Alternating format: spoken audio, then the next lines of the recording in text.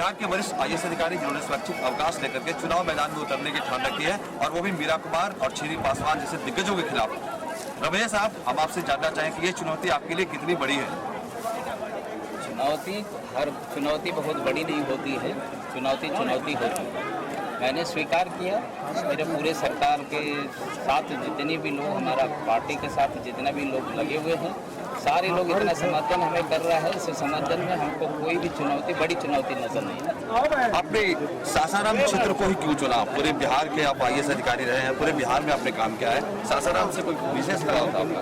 सासाराम से ही मेरा नौकरी प्रारंभ हुई है। मैंने यहाँ पर सिविल एसडीओ के रूप में हम बगल का जिला बन गई है कैमूर में मैंने पहले वहाँ पर एसडीओ के रूप में रहा हूँ, वहाँ काम किया है। पब्लिक के बीच में मेरा पहचान है, उस पहचान का चलते मैंने भी यही निर्णय लिया है, जहाँ से नौकरी प्रारंभ किया और नौकरी हटाने के बाद पब्लिक सेवा में आना चाहते हैं तो मैं वहीं पर से जा करके फिर पब्लिक के साथ नहीं रहूँ। पार्टी का कितना सपोर्ट मिल रहा है? पार्टी के जो ग्रास रूट के कार्यकर्ता है, कहीं वो आपसे रूठे हुए तो नहीं है कि आप बाहरी उम्मीदवार हैं उसके लिए? नहीं, ऐसा नहीं, मेरा बाहरी कहा, हमने लगभग 30 साल तक यहीं पर काम किए हैं।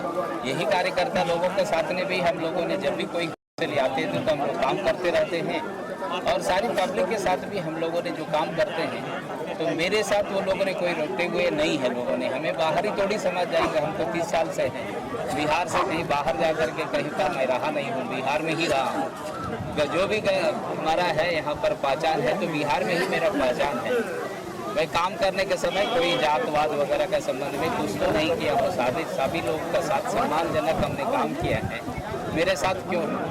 सर, अगर आप जीतते हैं तो टॉप 3 प्रायोरिटीज क्या होगी इस क्षेत्र की? टॉप प्रायोरिटीज में मैं बेरोजगार का, जितने भी मेरा बेरोजगार है, बेरोजगार के लिए रोजगार के संबंध में तलाश में मैं क्या क्या करा सकता हूँ उसके संबंध में मैं पहले का मेरा प्राथमिकता होगी। दूसरा प्राथमिकता मेरा है, इस सुकाड़ का क्षेत्र का रूप में ये जाना जाता है इस एरिया में, तो सुकाड़ क्षेत्र का मैंने उसका मैं कोशिश करूंगा। जिस प्रकार की हमारा जो सरकार ने 800 करोड़ रुपया लगा करके दुर्गा जलाशय का जो बना रहा है, उसी के साथ साथ कोई छोटी छोटी साधनों के माध्यम से भी, अगर चेक डैम्स वगैरह का माध्यम से भी या कोई वेल्स वगैरह का माध्यम से भी कहीं सिंचाई साधन का बढ़ाने के लिए मैंने दूसरा महत्वपूर्ण काम का हमने देखेंगे। तो प्रशासनिक रूप में भी हम लोगों ने देखेंगे, इस सुदूर क्षेत्र के रूप में जो यहाँ पर रहा है, प्रमंडल यहाँ पर से बहुत ही दूर रहता है। सासाराम को हम लोगों ने उसकी जो है चुनाव के बाद इसके संबंध में हम लोगों ने देखेंगे वो एक प्रमंडल के रूप में वो आ जाए, डेहरी एक डिस्ट्रिक्ट के रूप में ये होकर के आ जाए। इस तरह का 3 प्रायोरिटी में हम लोगों का 3 प्रायोरिटी, प्रशासनिक प्रायोरिटी में हम लोग इस क्षेत्र का जो अर्बन एरिया डेवलपमेंट। सर, कुछ लोग कह रहे हैं, कुछ पार्टियां कह रही हैं कि व्यक्ति विशेष के पक्ष में लहर चल रहा है, आपको सब लहर करता है, आप महसूस करें? एक व्यक्ति को आगे करके हाँ उनकी लहर चल रही है, लहर का चल रहा है। अभी तो देखी जा रहा है गर्मी का कितना लहर चल रहा है। इस लहर में चुनाव का समय में हर एक आदमी इसी तरह का लहर में उड़ता रहता है। तो जो व्यक्ति विशेष का रूप में कोई अगर समझता है हमें इनका समर्थन है, उनका समर्थन है, मेरा बहुत अच्छा मिल जाएंगे, या मेरा जो उम्मीदवार यहाँ पर लोगों ने जिस तरह का उम्मीदवार को भेजे हैं उस लहर को खुद अपना रोक लें। सर, लास्ट क्वेश्चन, आप जब लोगों से मिल रहे हैं तो आप अंदर से कैसा महसूस हो रहा है कि आप जीत के प्रति कितने आश्वस्त हैं?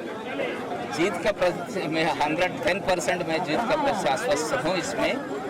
दूसरी बात है, हमको जो मिल रहा है, मैं तो लोगों को भी कहता हूँ ये बात को, मैं जब पदाधिकारी के रूप में रहा था, मेरे यहाँ का जनता आकर के बहुत सारा मुझे प्रणाम करते हुए अपना विनती किया मेरे सामने, ये काम कर दीजिए, वो काम कर दीजिए। मैंने अभी ये समझ रहा हूँ ये भगवान ने मुझे एक अवसर दिया है, पुनः जितने प्रणाम उन लोगों से मैंने लिया हूँ उतना प्रणाम नहीं है तो 100 गुना 1000 गुना उनका प्रणाम मैं लौटा करके इस क्षेत्र से लोगों को मैं ये अनुरोध करता हूँ, आप लोग मुझे आजमाइए, आप एक बार देखिए मैं किस प्रकार का आप सेवा कर सकता हूँ। ये थे ना भैया।